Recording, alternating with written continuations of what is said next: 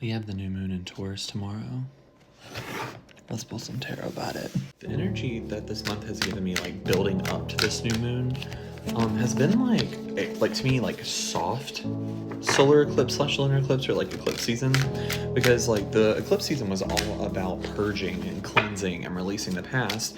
And okay, anyways, so the eclipse season was all about like purging, you know, like leaving the past behind, cleansing yourself, ridding yourself of emotions that then like you've been struggling with and holding on to for a long time. But now, like, this new moon that's coming up is supposed to be all about like hope for the future, bringing in a new future, truly, like, because you've left the past behind, bringing in something new. And so this whole like energy building up to this has just really felt like the same energy as the solar eclipse and lunar eclipse, but a much softer, like more guiding way. So I want to pull some tarot about it and see what we need to look out for, what are some mindsets that we may need to shift, and things like that. Two songs while I was shuffling popped into my head. The first one is The Things We Lost in the Fire by Bastille.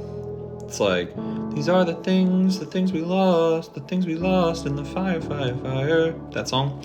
And then the other one was the song, forget what it's called, but it's from the new Hunger Games movie, and it's that, like, anything you can take from me ain't worth keeping. That song. Yeah, so those two specific parts popped in my head, which tells me, like, the people that resonate with this, you know, we've been talking about tower moments for a while, and if you'll keep in mind, look back at a past tarot reading of mine, the tower moment that we've all just exited isn't necessarily a bad one. It's one where we are like becoming the tower. We are embodying the tower. We are learning the lessons that we had to learn from building ourselves up so high on false pretenses and on things that like were not truly aligned with us, and that when we plummeted, we are learning to become the tower and evoke that change in society and in the world, because there's a lot of things that need to change, right? And if we look at the tower as this fire that I like heard in the song, and then immediately like follow it up with the things that you can take from me aren't worth keeping. Like, you lost a lot in this tower. This tower like obliterated you and destroyed your life. But all the things that were taken from you, you were afraid of losing those things.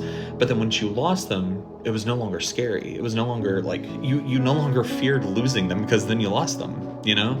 And then you started realizing that there was a lot more to life, or a lot more to this struggle of fear and like clinging on to things that like did not belong to you, that needed to leave, that there's a lot more to the story. There's a lot more from society that's an impact on the story and things like that. But through this tower, you were forced to make a lot of like quick decisions and like very like fast-paced decisions based off feeling, based off intuition, based off what your soul was telling you to do.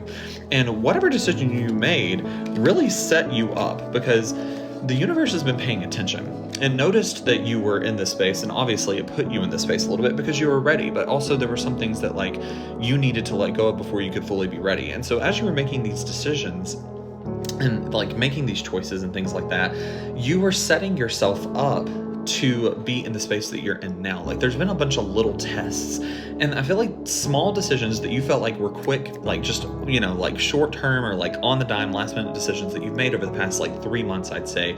I feel like now you're about to start seeing those choices come back to you, where it's like you made this decision 3 months ago and now you're benefiting from it and didn't even know that it was something that you would benefit from. The universe is going to surprise you and shock you with the things that come into your life because of the quick decisions that you made and didn't even know was something that was going to go on your permanent record. I don't know why I worded it that way, but maybe it's for a reason.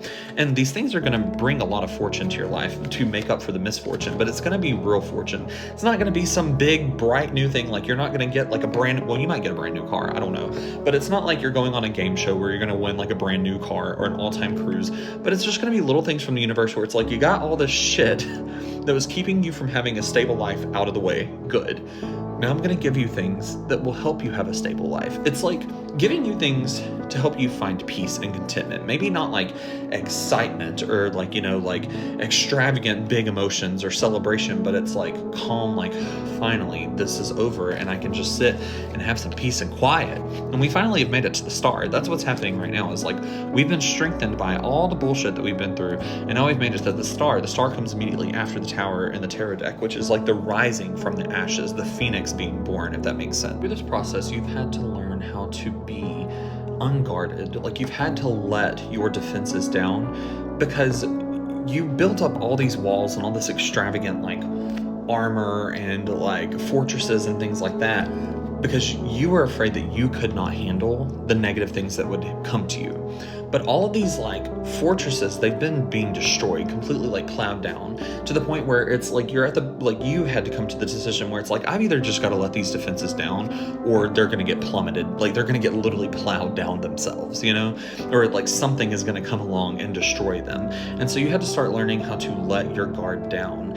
And when you did that, like when those things got through your defenses and got to you, again, you realized they weren't as scary as what you initially thought. So now you're in this place where it's like, you might be being triggered here recently. I know I have been. And so like, not really triggered, but just like very irritable. Like things are really getting to me and making me angry.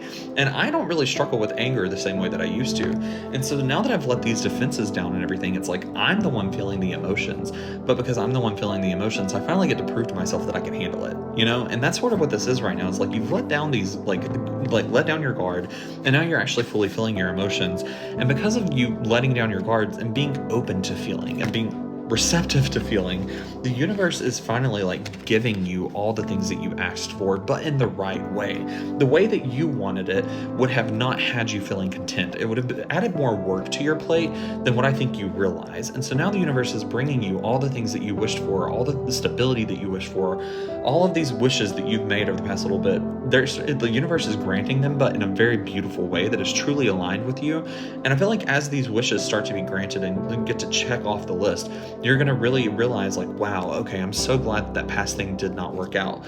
And you're just in a place now where you can handle it. You have all the skills and tools and everything to handle and actually like to take on the responsibility of having your wishes granted.